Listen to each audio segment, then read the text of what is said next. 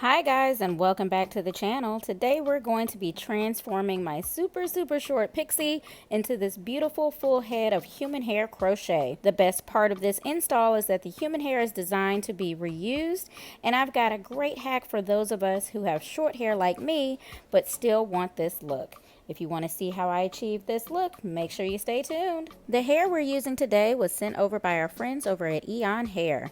They sent me over 2 bundles of their 20-inch human hair crochet Yankee twist in a natural color 1B. This hair comes pre-segmented for quick and easy installation, making it super beginner friendly. You can customize the fit thanks to this flexible elastic at the root, so it adapts to your head for a snug, comfortable install. The design itself makes it durable and reusable, meaning you can safely remove it and reinstall it if you want. Plus, if you like to switch things up, this hair can even be dyed and bleached. Each bundle includes between 98 to 100 double loop strands. For the full look that I'm going to be showing you guys today, I used 2 bundles. I still had a half a bundle left over. If you want a fuller look, you could push it to 3 bundles, but I honestly feel like I could have did 1.5. The hair is super lightweight, but you don't need a lot of it to get a full look. Now let's get into this install. I washed my hair that morning and let it air dry, so now I'm just going to blow it out straight so I can start braiding the top of my hair. I recut my pixie about a month and a half ago, so all I got is the top to work with. The sides we're just going to have to finesse a little bit. Not only is my hair super short to braid, it is getting thinner and thinner as I get older, which is hereditary. Perfectly fine. So I'm just going to use a little bit of braiding here to give me a little bit more structure. I'm going to be doing 6 cornrows across the top of my head so that I can do a middle part. If my hair was a lot longer, I could have got away with doing a leave out for this look or even a flip over method, but my hair is just simply not long enough for this. So we're going to do a full crochet and cover everything up. If you're new to braiding your own hair with braiding hair, this is the easiest way I found to do it. I just wrap the braiding hair around a front section of hair. The 2 ends of the braiding hair act as 2 legs of the braid, and then my hair acts as 1, and then I just continue cornrowing back and just picking up hair as I go. This is something that you'll want to practice. I would practice while watching TV without a mirror so that my hands would just be muscle memory after a while. Another option I considered was to go the old school way and cut some of the hair off of the loops and just do like some small mini twist or braids around the perimeter or my leave out area, but I was not planning to wear this hair very long, so this is why I opted for this option. For my sides and the back, I'm going to mold it down with some gel, some strong holding gel, and I'm going to leave my edges out for styling later. Not going to lie, I'm loving having this pixie because this only took me about 10 minutes. Now on to the fun part. I'm showing you these 2 wig caps because there's a reason that I chose one over the other. I will not be using this one today because I want to be able to reuse this hair, and I'll show you why when we get to the install. Instead, I'm going with this one because not only do I want to have a leave out area for my middle part at the top, the structure of this cap will allow me to remove the hair safely for later use. And before I start getting crochet happy, I'm going to try this on to make sure the grids line up where I want them to and where I need to place the crochet pieces. Now if you don't have a mannequin head, it's perfectly fine. You can crochet the hair onto the cap while it's on your head, but having a mannequin head will make this a whole lot easier. This part is definitely the easy part. All I did was follow the cornrows and space out the pieces about 1 inch from each other. You'll want to space them out pretty far in the back and then get closer as you get to the top. Remember, this hair is pretty full, so the density will add up pretty fast. When I tried the cap on earlier, I did have a little space in the back, so it was a little baggy. So I'm going to show you a trick that I've showed you guys on this channel before. All I'm going to do is gather up 2 or 3 of the rows, and I'm going to crochet a piece of hair to gather it all together.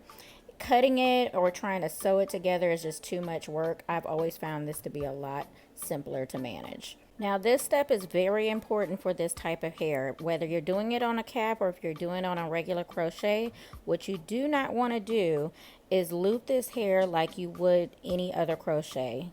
So you see how I'm doing here, where I'm folding it over and then looping it several times through to get it as tight as possible. Do not do that if you want to reuse this hair. Why? Because it is going to be incredibly difficult to remove this hair in one piece without having to cut it out. You will get frustrated. This is also the reason that I chose to use this cap instead of the stretchier netted cap. The braids on the cap allow me a whole lot more structure and space for the loop to fit snugly without seeing the band. The best way I found to install this hair is to loop it once underneath the braid and call it a day. Now, if you have larger braids in the back of the head and you're doing just a natural crochet, you can loop this hair through the braid. But to remove the hair, you'll likely have to unravel your cornrows first. If you install it correctly, all you should have to do is pull the loop and remove. Here's what half a bundle looks like. And here's what a full bundle looks like. And here's what a bundle and a half looks like. I saved one half a bundle for my leave out. Crocheting the hair on the cap only took me about 30 minutes, and this is what it looks like. To secure the cap on my head, I could have sewed it down, but I really didn't feel the need to do that. What I'm gonna do instead is I'm going to locate my cornrows underneath, and I'm going to crochet the hair through the cap underneath my cornrows. That's just going to keep my cap in place and I won't have to remove it. If I wanted to remove this nightly, I would have just sewed some combs on the inside of it, or if I just wanted it more permanent, then I could have just sewed it down. I repeated these steps up into the last row, and then I cut the string that was connecting the U part. For the last two cornrows, I created an illusion piece where I zigzagged the piece from the top to the very front of the cornrow.